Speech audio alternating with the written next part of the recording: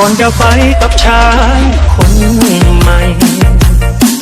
ช่วยเอามีดมาเสียบหัวใจให้ฉันตายก่อนอย่าทิ้งกันไว้แบบนี้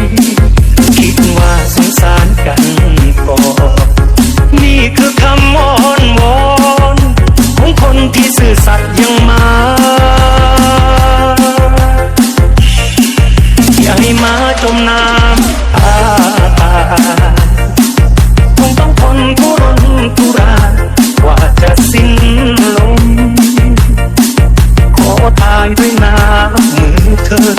เสียบมีดลงไปให้จมเพื่อให้มันสะสมกับรางวัลที่มันทุ่มเท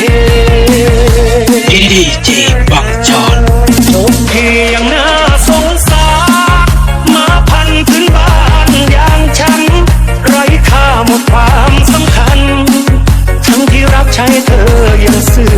สัตย์เจอมาฝรั่งนิสัยเธอมองไปปล่อยวัดต้องกลายเป็นหมาจรจัดเฝ้าวัดอยู่กับหลวงตา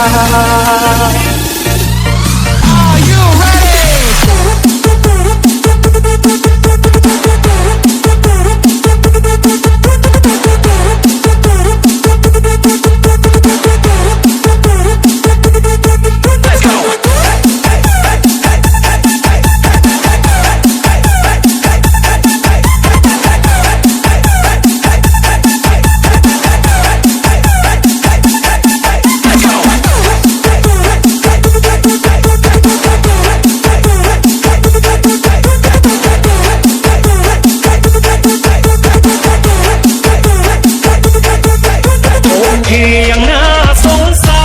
รมาพันพื้นบ้านอย่างฉันไร้ค่าหมดความสำคัญทั้งที่รับใช้เธอยังซื่อสัตย์เจอมาฝรั่งนิสัยเธอมองไปปล่อยวัดต้องกลายเป็นหมาจรจัด